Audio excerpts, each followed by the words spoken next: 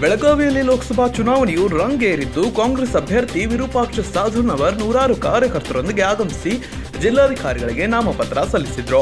ಇನ್ನು ನಗರದ ಆರ್ಟಿಒ ವೃತ್ತದಿಂದ ರ್ಯಾಲಿಯನ್ನು ಪ್ರಾರಂಭಿಸಿ ಚೆನ್ನಮ್ಮ ವೃತ್ತದಲ್ಲಿರುವ ಗಣೇಶ ದೇವಸ್ಥಾನದಲ್ಲಿ ವಿಶೇಷ ಪೂಜೆಯನ್ನು ಸಲ್ಲಿಸಿದ್ರು. ಬಳಿಕ ನೂರಾರು ಕಾರ್ಯಕರ್ತರೊಂದಿಗೆ ಜಿಲ್ಲಾಧಿಕಾರಿಗಳ ಕಚೇರಿಗೆ ತೆರಳಿ ನಾಮಪತ್ರ ಸಲ್ಲಿಸಿದ್ರು. ಸುಮಲತಾ ವಿಷಯವನ್ನ ಬಿಜೆಪಿಯವರು ಸುಮ್ಮನೆ ಬಿಂಬಿಸುತ್ತಿದ್ದು ತೇಜಸ್ವಿನಿ ಅನಂತಕುಮಾರ್ ಮೇಲೆ ಇಲ್ಲದ ಅನುಕಂಪ ಸುಮಲತಾ ಮೇಲೆ ಏಕೆ ಎಂದು ಗ್ರಾಮೀಣ ಭಾಗದ ಶಾಸಕಿ ಲಕ್ಷ್ಮೀ ಹೆಬ್ಬಾಳ್ಕರ್ ಪ್ರಶ್ನಿಸಿದ್ರು.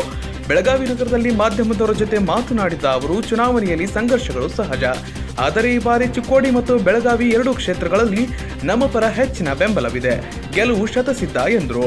ರಮೇಶ್ ಕತ್ತಿಯವರ ಬಗ್ಗೆ ಪ್ರತಿಕ್ರಿಯಿಸಿದ ಅವರು, ಕತ್ತಿ ಕುಟುಂಬ ಒಂದು ಪ್ರತಿಷ್ಠಿತ ಕುಟುಂಬ.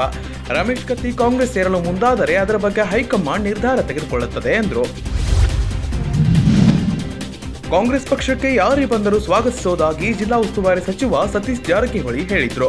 ಬೆಳಗಾವಿ ಕ್ಷೇತ್ರದ ಕಾಂಗ್ರೆಸ್ ಅಭ್ಯರ್ಥಿ ವಿಎಸ್ ಸಾಧುನವರ್ ಅವರ ನಾಮಪತ್ರ ಸಲ್ಲಿಸಿ ಮಾತನಾಡಿದ ಅವರು, ಬೆಳಗಾವಿಯಲ್ಲಿ ಜಯಗಳಿಸಲು ಅನುಭವದ ಆಧಾರದ ಮೇಲೆ ಹೆಜ್ಜೆ ಇಡುತ್ತಿದ್ದೇವೆ. ಜೆಡಿಎಸ್ ಬೆಂಬಲವೂ ಇದೆ. ಚಿಕ್ಕೋಡಿ ಮತ್ತು ಬೆಳಗಾವಿಯಲ್ಲಿ ಬಹುಮತದಿಂದ ಗೆಲ್ಲುತ್ತೇವೆ ಎಂದರು.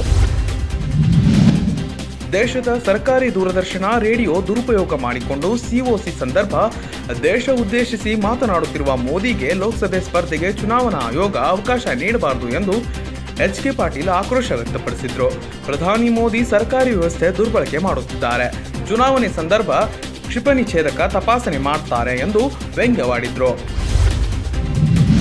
ನಾನು ಬಿಜೆಪಿ ಅಭ್ಯರ್ಥಿ ಅಂತ ಹೇಳಿ ಜೆಡಿಎಸ್ ಅಪಪ್ರಚಾರ ಮಾಡ್ತಾ ಇದೆ ಅಂತ ಮಂಡ್ಯ ಪಕ್ಷೇತರ ಅಭ್ಯರ್ಥಿ ಸುಮಲತಾ ಆರೋಪಿಸಿದ್ದಾರೆ ಎಂದು ಪ್ರಚಾರ ಸಭೆಯಲ್ಲಿ ಮಾತನಾಡಿದ ಅವರು, ನಾನು ಪಕ್ಷೇತರ ಅಭ್ಯರ್ಥಿ. ಅಂಬರೀಶ್ ಅವರಿಗೆ ಮುಸ್ಲಿಮರ ಬಗ್ಗೆ ವಿಶೇಷ ಪ್ರೀತಿ ಗೌರವ ಇತ್ತು. ಅಲ್ಪಸಂಖ್ಯಾತ ಮತಬಾಂಧವರು ಯಾವುದೇ ಊಹಾಪೋಹಗಳಿಗೆ ಕಿವಿಗೊಡದೆ ನನ್ನನ್ನು ಬೆಂಬಲಿಸುವಂತೆ ವಿನಂತಿಸಿದ್ರು.